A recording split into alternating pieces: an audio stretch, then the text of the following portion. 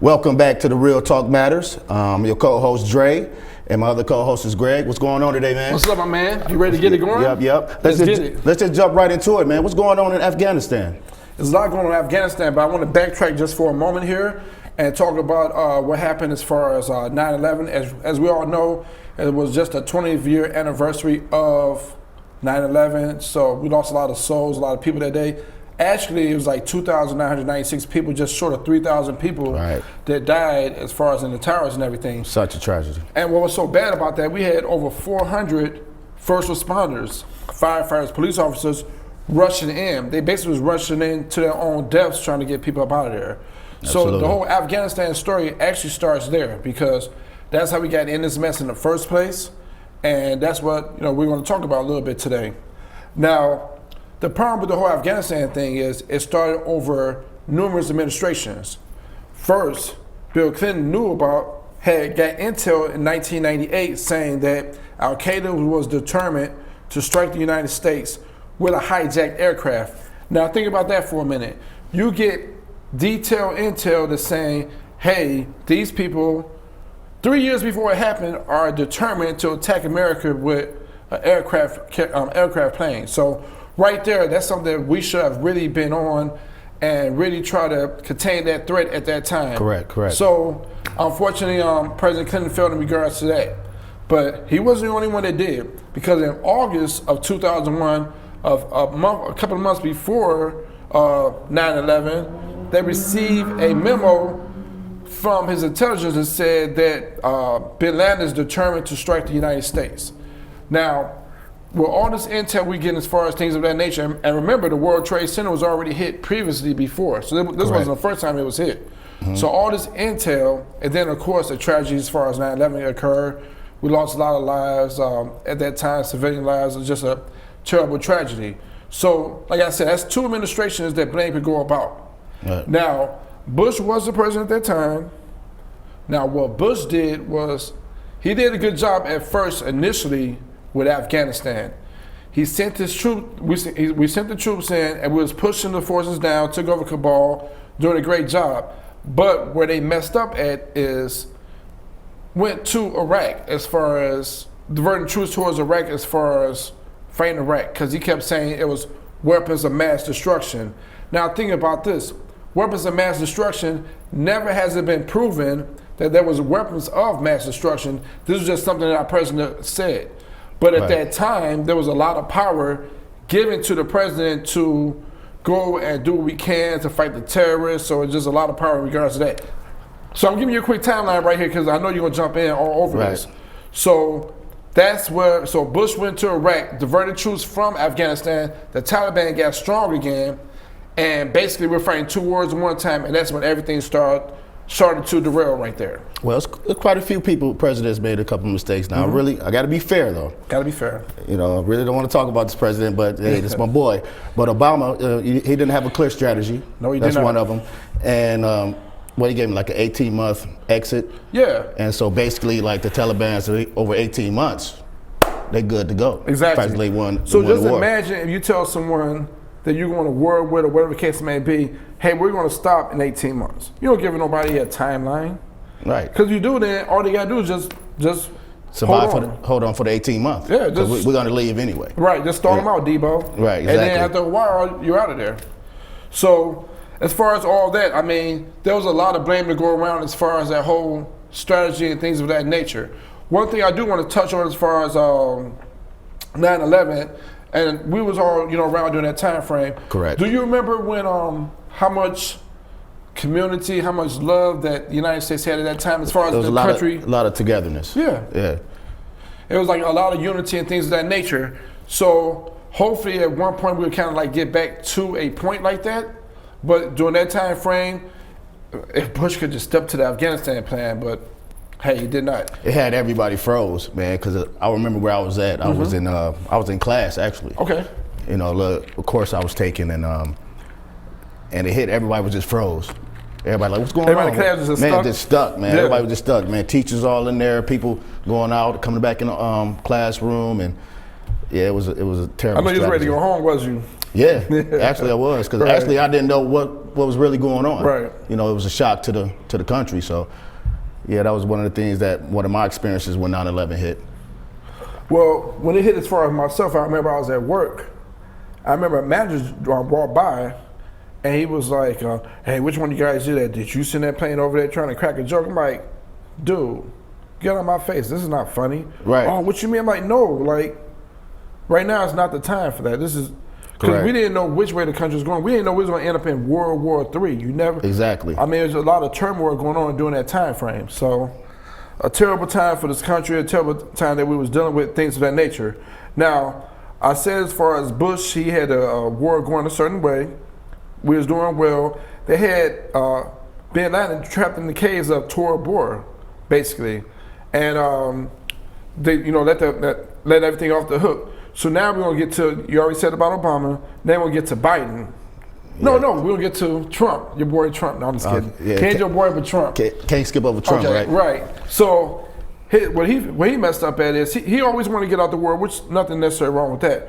But what he felt at is he was negotiating with the Taliban. Now, what's funny about this whole situation, the Taliban was the ones who was fighting in the first place, and now it's a situation that we're negotiating with them. You don't supposed to negotiate. Crazy. So they negotiated 5,000 Taliban prisoners that we had got released. A lot of people may or may not know that, but we got 1,000 prisoners on our end, whatever, released as well. So what he did was he set a deadline as well as far as when we was coming out, things of that nature. And what Biden did, while everybody's jumping down on Biden right now, he just executed the plan that Trump already laid out. Because at this point, this is what Biden was stuck with. Either execute the plan that Trump said as far as pulling out May 1st, or send more troops to go to war. America is tired of wars. They're tired of this war. They wanted it to be over with. So he was stuck. So he decided, we're going to get a little bit more time. We're going to pull the troops. Now, what he messed up at is, let's just say it was a disturbance in the club, right? Everybody kicking and having a good time. Right. A fight jump out. You don't pull the security. Right, exactly. You pull the people out, and then you pull the security. Yeah, it's the people first. Yeah. So you're saving the people first. He got, a lot of our troops out before the civilians that was got out, which made no sense. Now, we could blame him because he is the commander-in-chief, but these generals and stuff too, I don't understand their strategies. They have a lot to say so. Yeah. Man. A lot. They have a lot to say so. So that was a terrible strategy. As you see, 13 people was killed, 13 Americans killed at their own airport, and they said the numbers is around 200 people that's still stuck there.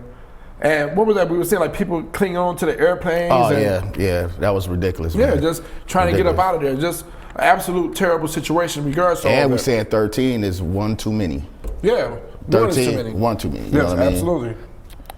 So, but the Taliban is beginning to take rule now. Now, why is it that people are so worried about the Taliban as far as coming over to taking rule as far as the Afghan folks?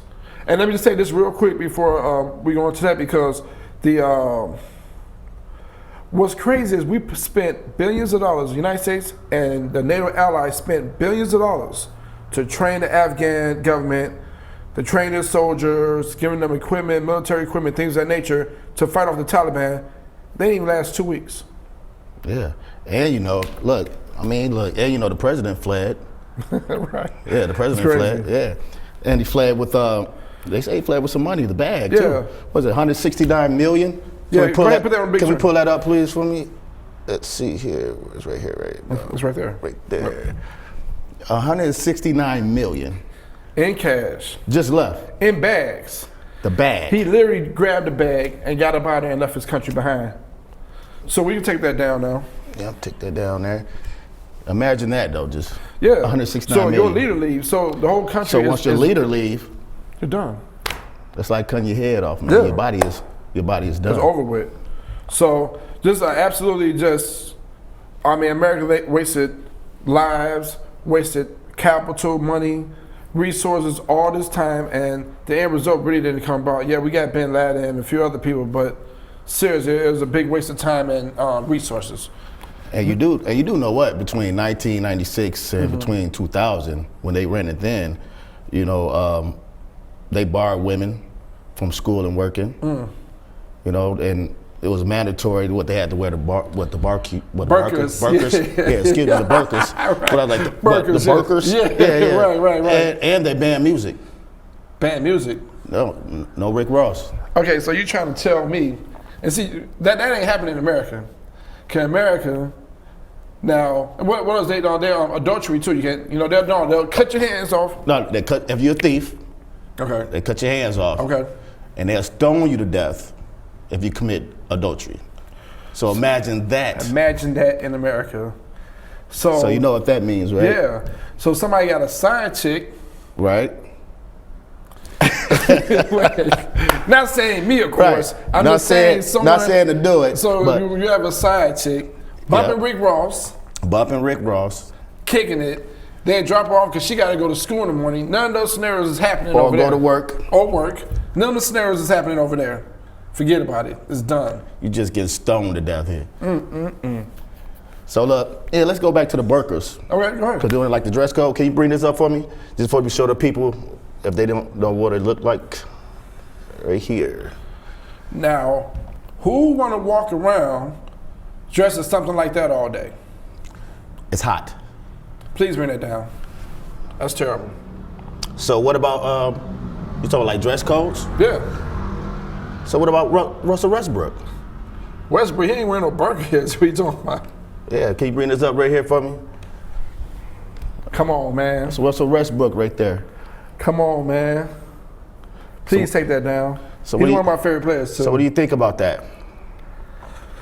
Okay. In America, we do have the freedom as far as, dress and expression, stuff like that. Correct. But my old school is in me right now, and I have to speak on this. I don't believe a heterosexual male should be walking around with a dress on. I just don't. I'm sorry. I mean, if you're Scottish, you're wearing a kilt, I guess. Yeah. If it's some sort of religious thing, he's just doing that on some fashion, wannabe fashion stuff. I'm not with that. But man. what about the consumers? Doing it for them, or because nowadays everybody's just wearing whatever they want to wear, and I guess you call it fashion. Is it fashion for other people, or? Well, see, I believe in tradition. I don't think there's nothing wrong with tradition to a certain degree. I do believe in, like I said, free expression, but why can't a man be a man and a woman be a woman and things sometimes? Like, I don't want my woman taking out the trash.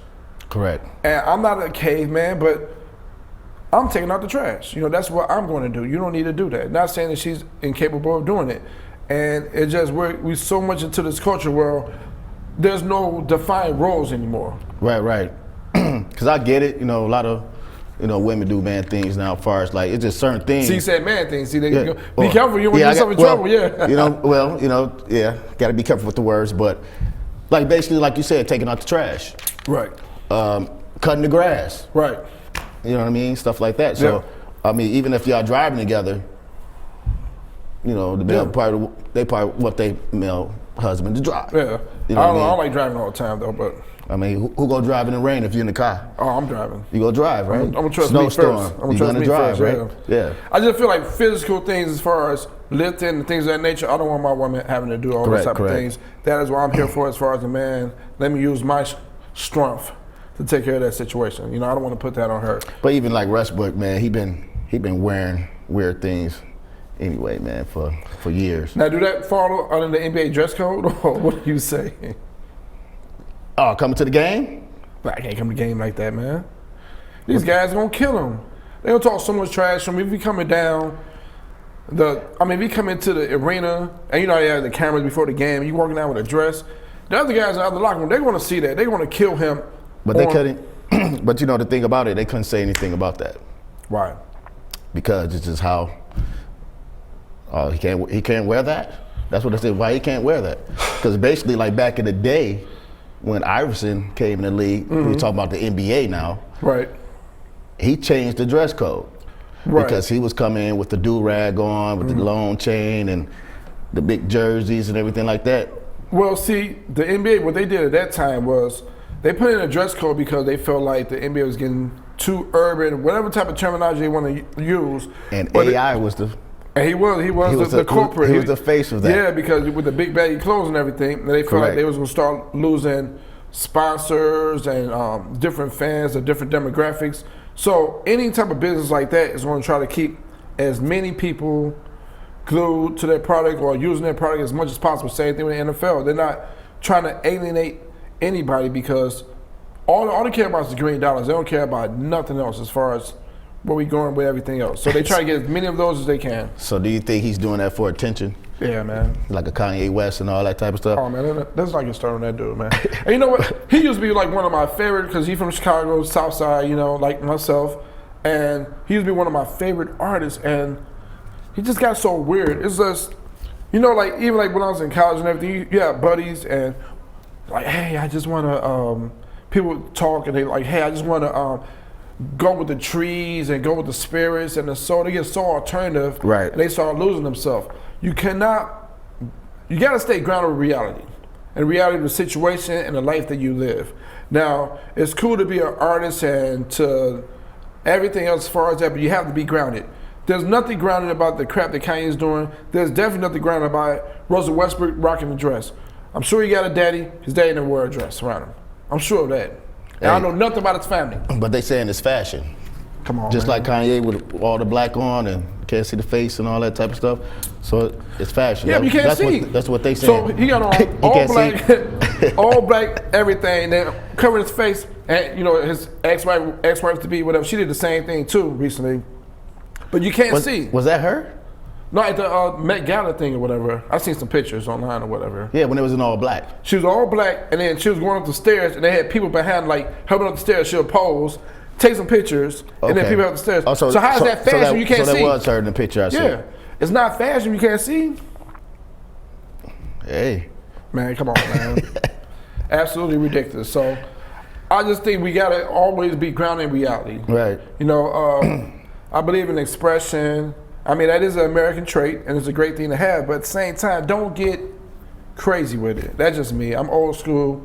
Like I said about me taking out the trash and things of that nature. Right. But no, man, I'm not wearing no dress. Yeah. Period. I mean, I could never wear one. I've been wearing pants for years. So it'd be difficult for me to go into that fashion. Yeah, because you don't get it, dog. You come around me with that. You don't get it. You don't get some I'm jokes. gonna wear one next week. No, I'm just kidding. But yeah, even schools. You know, dress codes in schools. You know. Yeah, like talking about as far as the kids and everything. As far as the kids and stuff like that. What do you feel about that? An issue as far as the uniforms compared to just regular clothes buying from stores, the malls, anything like that. See, the whole thing about the dress code in schools, I get it. I see the pros and cons to it.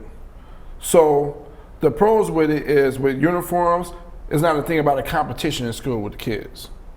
Right. You know what I'm saying? So like, you got on Jordans, I got on some Pro Wings or some crap like that. I mean, I'm getting talked about because I don't have the status of you because of the Jordans you have on or whatever outfits that you have on. So it takes that part away from it. So the kids are more concentrated on their studies as opposed to being a fashion show. But you're talking about the shoes, but the uniform's the same, but the shoes is different still. So you can still rock some Jordans, yeah. You can still rock Jordans, and they can have on like some, I don't know if they know about Pro Wings, but they're cheaper than Jordans. I'm showing my age when I'm talking about Pro Wings, but yeah. You know, they cheaper than Jordans. Right. So you can still get like either talked about or anything like that. You know what I mean? Yeah, for the shoes aspect, but even the outfit, they say the outfit though, the outfit you got on, and how kids wear different outfits as far as express themselves, like that's out the door. So when there's a uniform type of policy going on. So you 50-50 with it. I get it though, because they're there to learn. But see, the problem that the administrators have as far as the schools is, first of all, trying to enforce it. Because our kids they're gonna try to bend them rules in whatever way they can. Think about even something as silly as the Fresh Prince, for example, right? Mm-hmm. Remember on the show when Will Smith was on or whatever, he always flipped his jacket backwards. I mean, It was the jacket that he wore, but he wore it backwards. So kids will always find a way be a little different. To be a little bit different, to bend the rules, and then it gets to a point. Because you want them to be different. Yeah, and that is a way as far as them expressing themselves, as far as to address it. The thing is everybody don't necessarily have the funds to. And if it was mandatory for all the schools to have uniforms, I mean, just give them Fridays off without the uniform. That's cool. Friday you come in. Friday you do your thing. Come in there, Dougie. Hey, look. off to the weekend. Yep. So no, but I do understand that as far as dress code, but in America we do have to keep our right to be able to, just be different, be individuals and things of that nature. Right. Yep. So what else we touched on up in here? We touched on a few different things. I don't know how we got from 9/11 to Russell Westbrook, but we got there. Hey, that's how the conversation goes. Yeah, man. exactly. That's how we do it. So for sure. But basically, man, it's basically it with everything else, man. About the dress codes and stuff like that. You gonna wear your dress next week and. No. I'll tell you, next week you'll see me right here. You definitely won't see me with no dress. It'll be something, looking decent, Italian doing suit. my thing or whatever, but it definitely won't be no dress. Italian suit? No, I'm not quite to that level yet, but I'm working on it though. We're working our way up. But what we want to make sure you do is continue to be with us as far as the journey that we're on. We're about to be bringing a lot of different topics on. We're going to keep this thing going. And soon we'll have the audience more involved with us. We're bringing you guys in as well, so we're definitely looking forward to that. But the number one thing we're gonna make sure we do is keep everything real, because that's what Real Talk Matters is all about. And a whole lot of topics, because so many things is happening in the world, man. Yes. And a lot of realness. So that's what the matter is about. So what we're gonna kick it on next week, we're gonna talk about the black dollar next week? Yep, we're gonna talk about the black dollar next week. Yeah, we're gonna talk about the black dollar. And we're gonna go deep into that as far as how, money circulate through different communities and how it affects us in a lot of different ways. And that's something we're gonna talk about very strongly next week. So make sure you stay tuned for that. Go ahead, my co-host, take us away and get us up out of here. All right, thanks a lot for watching the Real Talk Matters, and we see you next week. Peace.